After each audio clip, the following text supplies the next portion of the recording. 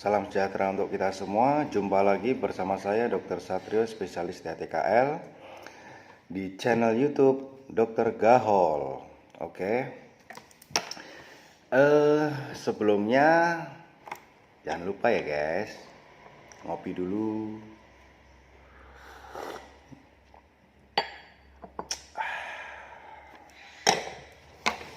Biar fresh.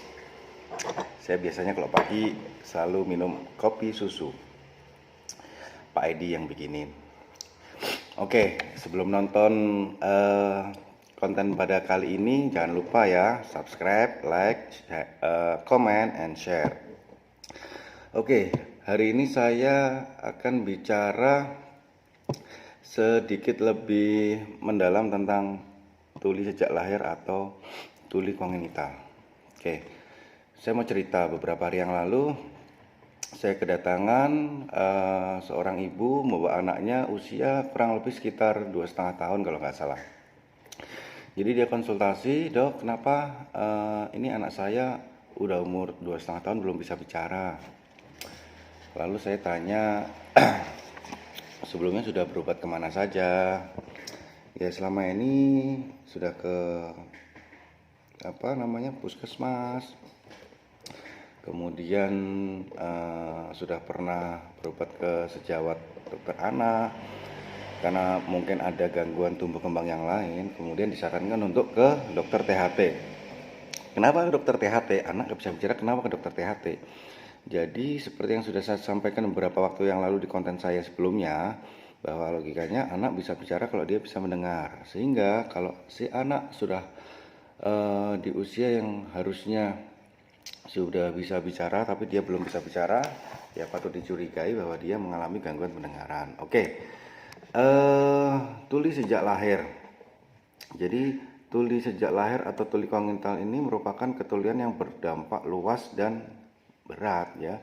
Jadi itu si anak kalau nggak dilakukan pertolongan, dia tidak akan bisa bicara dan berbahasa atau berkomunikasi, sehingga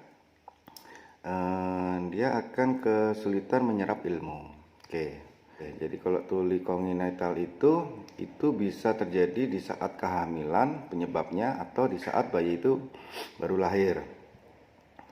Jadi tuli kongenital bisa terjadi di saat kehamilan akibat adanya gangguan pembentukan organ pendengaran. Contohnya adalah satu, bisa jadi saat mengandung si ibu mengalami campak atau parotitis gondongan gitu ya, itu bisa. Kemudian yang paling tersering adalah TORS. Ya, saya rasa istilah TORS itu bukan istilah yang cukup familiar. Di masyarakat awam pun sudah banyak mengetahuinya. Apa itu TORS? Jadi infeksi toksoplasma, rubella, cytomegalovirus, dan herpes simplex.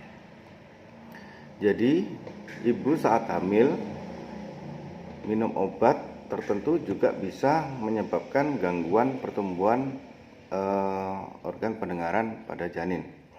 Contohnya ibu minum salisilat, kemudian kina, streptomycin itu obat paru dan lain-lain.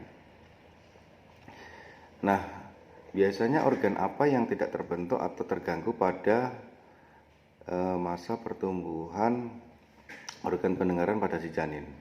Biasanya adalah organ rumah siput. Jadi kalau atau koklea kita bilang. Sehingga atau bisa jadi organ telinga tengah tidak terbentuk. Apa itu organ telinga tengah? Jadi organ yang isinya salah satunya adalah rangkaian tulang-tulang pendengaran. Oke. Kemudian yang kedua adalah penyebab ketulian saat lahir. Oke. Jadi patut dilakukan screening pada bayi yang lahir dengan satu prematur, berat badan lahir rendah kurang dari 1.500 gram. Kemudian saat lahir dibantu dengan alat tertentu, misalkan vakum, forceps gitu. Kemudian hiperbilirubin atau bayinya warnanya kuning. Kemudian asfiksia itu lahir tidak langsung menangis, sehingga atau otak kekurangan oksigen. Jadi pada kasus-kasus tersebut ya, faktor risiko pada ibu hamil dan faktor risiko pada bayi, alangkah lebih baiknya bayi dilakukan screening pendengaran sesaat setelah lahir, gitu ya. Kemudian selanjutnya bagaimana menolong bayi dengan lahir tuli ini. Ya, jadi kalau kita sudah tahu faktor risikonya yang tadi, penanganan sebaiknya dilakukan sebelum bayi umur 6 bulan. Ya, lewat masa ini anak akan lebih sulit belajar bicara secara normal. Ya, makanya deteksi dini pada organ pendengaran bayi ini sangat-sangat penting. Ya, jadi idealnya ibu yang habis melahirkan, ya, mintalah cek pendengaran pada bayi Anda sebelum pulang dengan alat namanya auto acoustic emission. Ya, cara ceknya juga mudah, cepat, dan tidak sakit, dan itu auto interpretasi. Jadi kalau saya juga biasa melakukan pemeriksaan hal tersebut, gitu ya. Kemudian idealnya semua rumah sakit atau tempat melahirkan itu mestinya punya alat OAE. Ini idealnya ya kita bicara, sehingga bisa melaksanakan screening pendengaran semua bayi baru lahir. Curigai anak Anda tuli, ya, curigai ya, ingat ya. Boleh curigai anak Anda tuli apabila satu, anak usia 12 bulan belum dapat mengoceh atau meniru bunyi. Kedua, kalau usia 18 bulan tidak dapat menyebut satu kata yang ada artinya. Gitu ya. Ketiga, kalau usia 24 bulan perbendaharaan kata kurang dari 10 kata.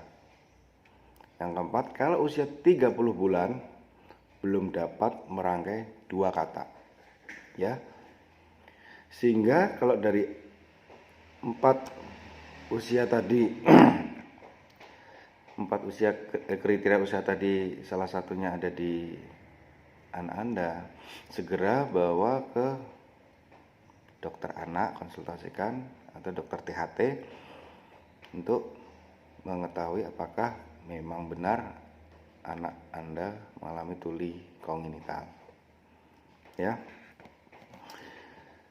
Lalu kemana bayi ini harus dibawa? Ya, tadi kan saya sudah sempat sampaikan, ya sebaiknya diperiksakan ke dokter THT. Ya, jadi pemeriksaan screening tadi namanya OAE. Kalau dilakukan pemeriksaan OAE sudah diketahui bahwa ada gangguan di rumah siputnya atau kokleanya atau organ sel rambut luar dari telinganya itu, maka biasanya dokter THT akan menyarankan untuk pemeriksaan ABR, ya, ABR atau BERA, gitu ya. Selanjutnya juga bisa dilakukan pemeriksaan ASSR. Apa itu ABR, apa itu ASR? Jadi kalau ABR atau BERA itu Automated Auditory Brain Response. Jadi untuk mengetahui, intinya adalah mengetahui ambang dengar si anak itu. Dia kalau memang tulinya derajatnya apa, gitu ya. Nanti gangguannya di mana akan kelihatan di situ. ASSR juga gitu untuk mengenai ambang dengarnya. Karena kalau anak kecil atau bayi, pemeriksaan tersebut biasanya dilakukan dalam posisi anak ditidurkan atau dibuat ngantuk seperti itu.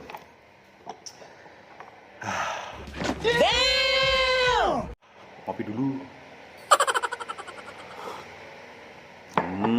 Mantap. Kemudian pada beberapa kasus tertentu itu bisa dilakukan operasi implantasi koklea.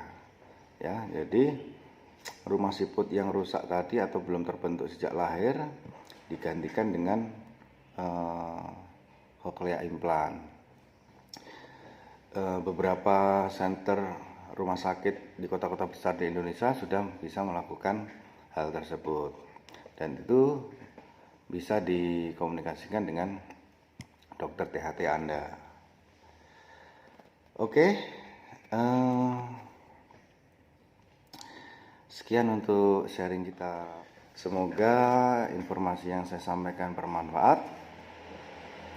Ingat, sayangi telinga Anda, karena bila telinga Anda sudah terlanjur rusak, nggak ada spare partnya di toko, guys. Baca. Oke ya. Sampai jumpa di lain kesempatan. Tetap semangat, tetap beraktivitas, ikuti protokol kesehatan, gunakan masker, jaga jarak, hindari kerumunan, dan sering-seringlah cuci tangan baik dengan air mengalir atau dengan hand sanitizer. Oke, semoga wabah corona segera berakhir dan kita bisa beraktivitas seperti sedia kala. Assalamualaikum warahmatullahi wabarakatuh. Salam Gahol.